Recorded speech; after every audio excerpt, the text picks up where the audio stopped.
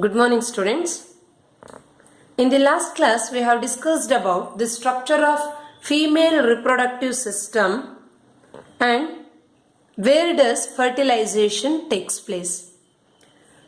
Fertilization is the process of fusion of male and female gamete, or fertilization is nothing but the fusion of sperm with the egg, which give rise to single-celled diploid zygote.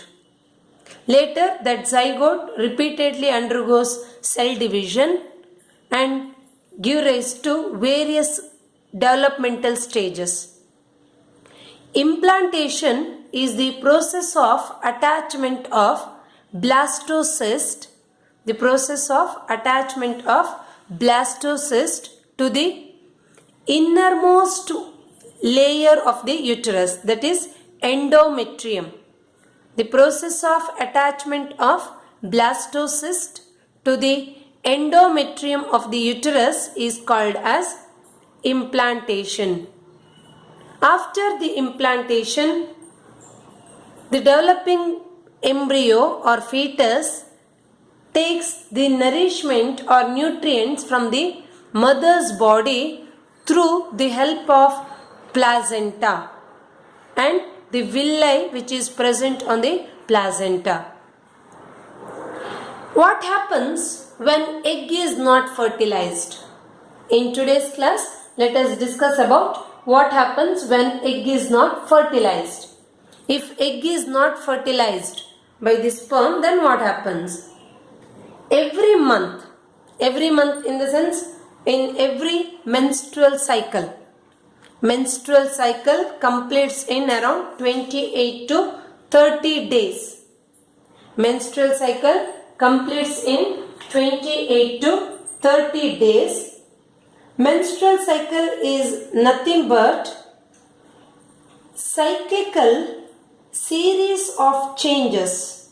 Menstrual cycle is the cyclic series of changes, which takes place in the ovary. Cyclic or rhythmic series of changes, that occurs in the ovary or which occurs in the female reproductive system is called menstrual cycle. And this menstrual cycle is repeated at an average interval of about 28 to 29 days. That means one menstrual cycle completes in around 28 to 29 days. It is average. In different individuals, it may differ from 28 to 32 days also.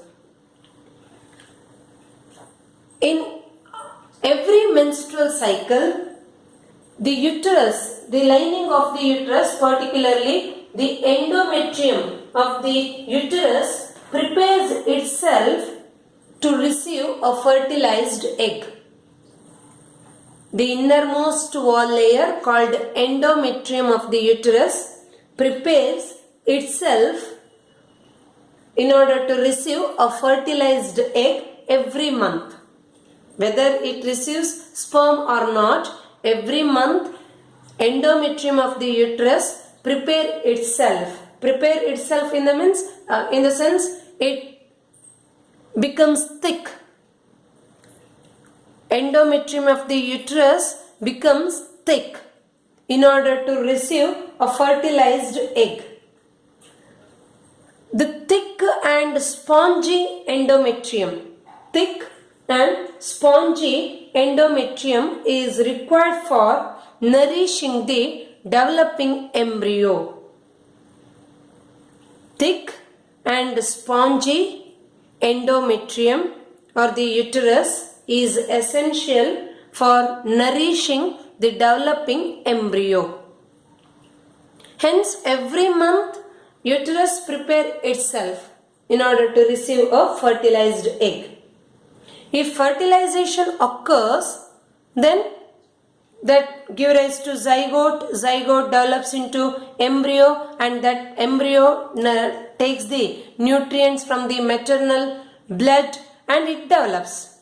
Suppose fertilization is not occurred. Fertilization is not occurred. At that time, egg is viable or living only for about 24 hours. Within 24 hours, if the female reproductive system did not receive the sperm or male gamete, then after 24 hours, egg will not be viable.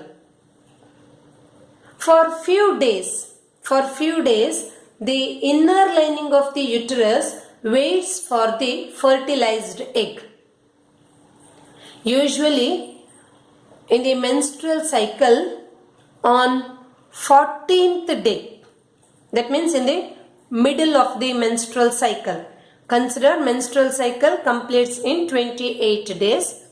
Middle means on 14th day of menstrual cycle, ovulation takes place. Ovulation takes place on 14th day of menstrual cycle. Ovulation is nothing but the process of release of matured egg from the ovary. The process of release of matured egg from the ovary is called ovulation. And that released matured egg is viable for 24 hours.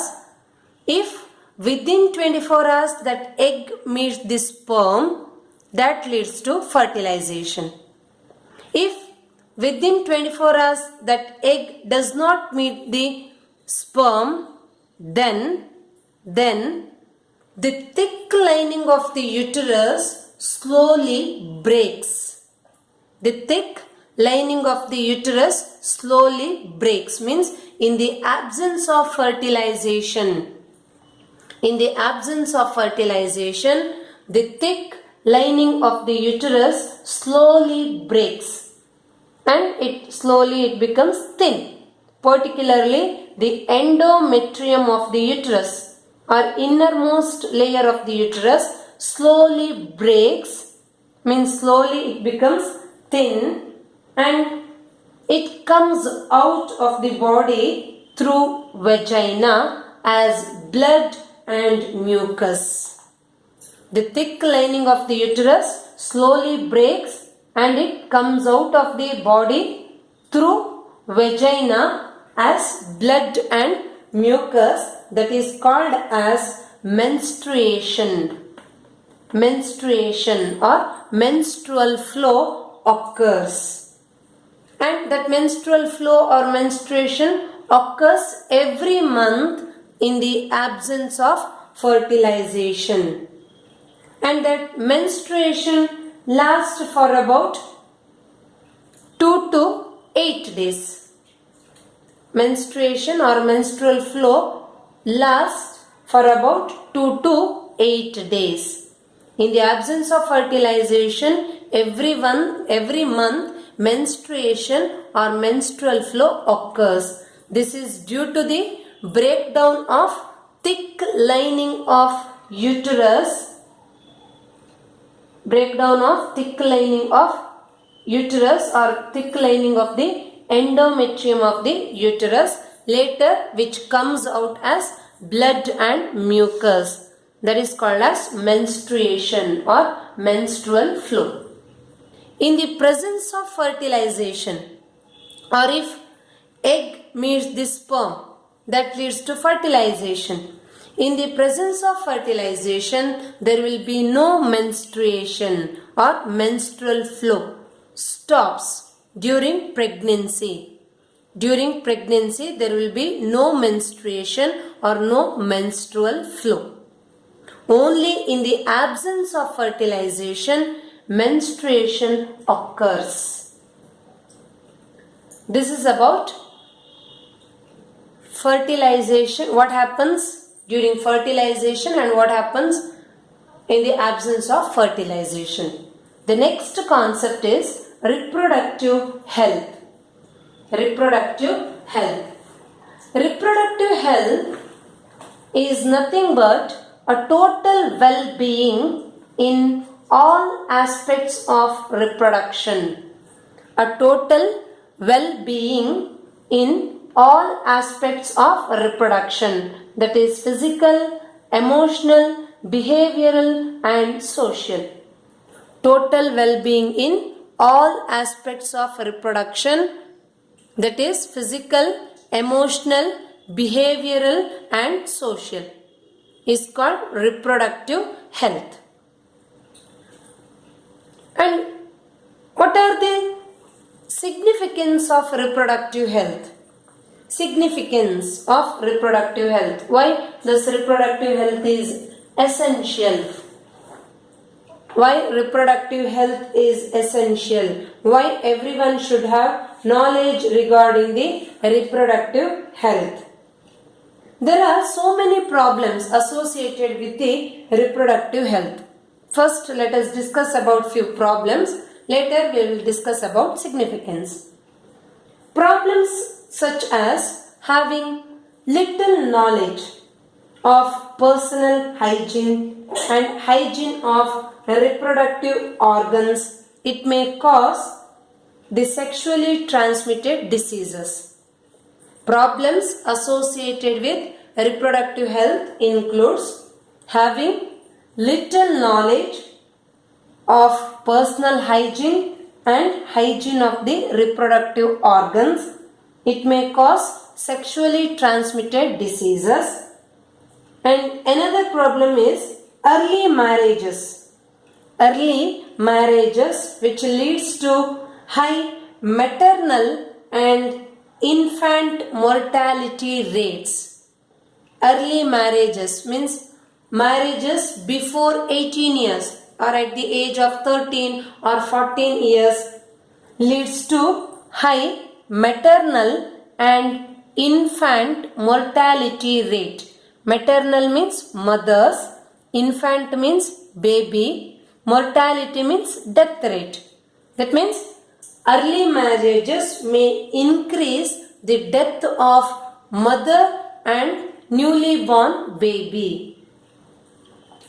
And another problem is due to the lack of awareness. Due to lack of awareness, a rapid increase in the population size takes place.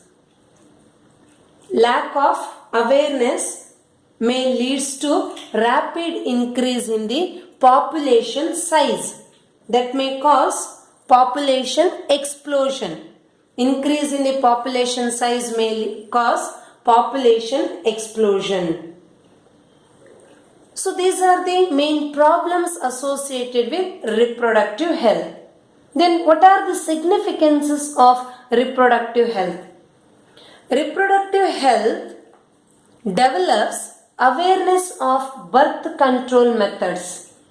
Reproductive health is helpful or it creates awareness regarding birth control methods. Birth control methods means decreasing the number of children in the families. Controlling the birth of the babies after having 2 kids or after having 1, 2 or 3 kids. Birth control methods. And these birth control methods are also helpful in order to maintain the space or gap between 2 successive children. Birth control methods are helpful to maintain the space or gap between 2 successive children. This is one reason. And another one is birth control methods are also helpful to avoid, it is also helpful to avoid the unwanted pregnancies. To avoid unwanted pregnancies, these birth control methods are helpful. Then another significance of reproductive health is it develops awareness about sexually transmitted diseases. Reproductive health develops awareness about sexually transmitted diseases, STDs, means sexually transmitted diseases. Sexually transmitted diseases are the diseases which are transmitted through sexual intercourse. Diseases which gets transmitted from one individual to another individual through sexual intercourse or through sexual contact. For example, sexually transmitted bacterial disease. Example for sexually transmitted bacterial disease are syphilis. Syphilis is one of the sexually transmitted disease. Syphilis. Gonorrhea. Gonorrhea is another sexually transmitted bacterial disease. And some of the sexually transmitted viral diseases are AIDS, acquired immunodeficiency syndrome, AIDS, genital herpes, genital warts, etc. are the sexually transmitted viral diseases. Reproductive health develops awareness about these sexually transmitted diseases, means mode of transmission, how one can prevent the transmission of these diseases using barriers like condoms, etc. Then another significance of reproductive health is it develops or it gives knowledge regarding the importance of breastfeeding. It develops knowledge regarding the importance of breastfeeding to newly born baby. So these are the important significance of reproductive health. Thank you.